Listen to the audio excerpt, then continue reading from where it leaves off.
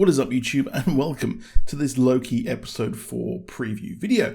Oh boy, that last episode was divisive, and for the record, I absolutely loved it, maybe because it was a very, very Doctor Who episode, and I am a huge fan of Doctor Who.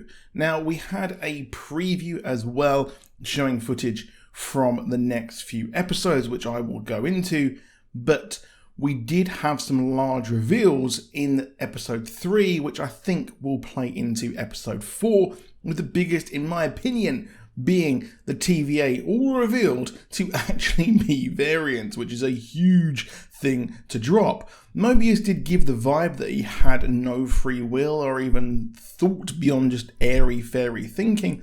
I said in my breakdown that I want to see Loki and Sylvie actually find the sacred timeline Mobius. He thinks it was made by the TVA, and in the comics he and the staff were all clones, and this is a very clever change and really allows for Marvel to bring really anyone they want back, as the caveat being they're just a variant, much like what they always do in the comics. And it did lead me to think maybe the reason why Gamora went missing after Endgame and that weird sort of reunion-ish with Star-Lord is that she was taken by the TVA. Now, it also means that we could get anyone in the TVA as a worker with that in mind from the MCU past and present. Hey, what if they had the guy who told Spider-Man do a backflip as a variant, which is why he was in the Shang-Chi trailer? It also means that Ravonna could be a variant of her comic book self, with the real lover of Kang out there. Heck, what if Mobius in his real life was a jet ski racing champion sponsored by Josta, which is why he drinks it so much? I mean, the drink was marketed like today's energy drink, so it could be possible. Now, how will our intrepid pair find a way to the golden elevator? Well, they are stuck on the surface of this world, so how can they get off? Well, maybe Loki stole a time stone or any number of infinity stones, but I don't really think so. We are done with the infinity stones, and that scene where he realizes that the power over the multiverse is the greatest weapon, him using a stone like that would really belittle the Infinity Saga. However, I don't think the TemPad is broken. He showed Sylvie the device, but the show also showed us multiple instances of him showing his daggers materializing, only for them to be fake. So I think he did show a fake TemPad, or fake TemPad, broken TemPad. There's so many words. Also, in regards to fake stuff, very weirdly at the start of the episode-ish, Sylvie tries to enchant Loki, and, well, he doesn't really have a reaction other than, what are you doing? I was expecting, as we see him, not instantly push her off, considering they just fought like crazy. Well, at the start, we also see Sylvie enchanting the TVA worker, and she also explains later in the episode how strong people are with her even when she's enchanting them. We had a parallel to the start where Sylvie and Loki were drinking, and this could be a trick to actually get Loki to hand over the TemPad, as she knew he wouldn't naturally. This would also explain why in the trailers we see them sitting on the planet in the trailer as it never happened. We also saw that bit on the featurette showing all talking about Sylvie, but I'll get into that in a second. However, I do think it has, and the most Loki thing is to actually escape from an apocalypse.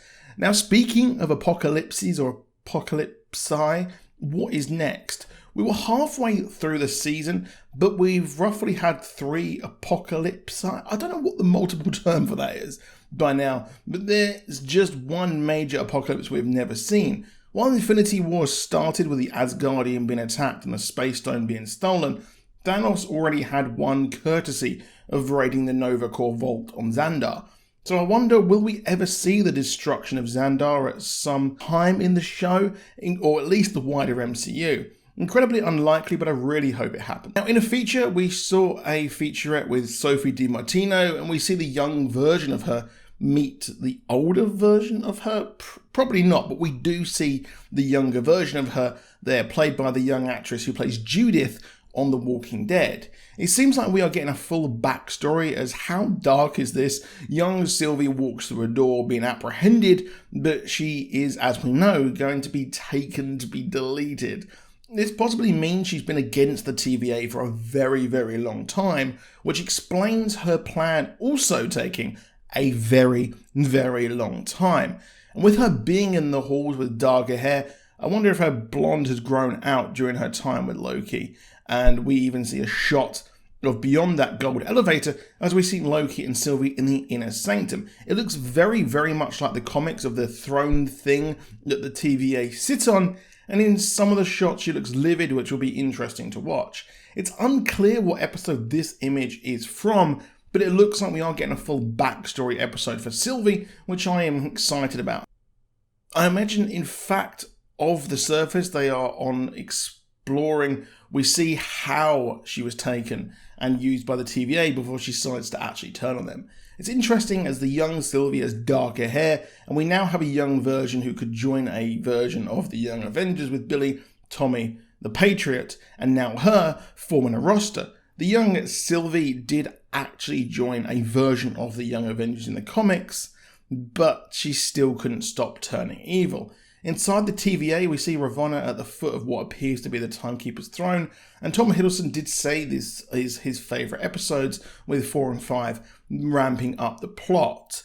Now, while the shots may not show young Sylvie meeting her older self, and it might look like due to editing, we absolutely see her talking about the universe, and we learn more of her actual aims. And she does say, we absolutely see her talking about the universe on the same world as episode 3, saying the universe needs to break free. It seems like the sacred timeline is stifling the true way the multiverse should be, and timelines shouldn't be pruned, but allowed to run free is what I got, but the Timekeepers have taken control for their own gain. But let me know what you think down in the comments below. What are you excited for? Let me know all of your theories. And please do subscribe with the notifications on and drop a like if you enjoyed the video, and I'll see you soon and goodbye.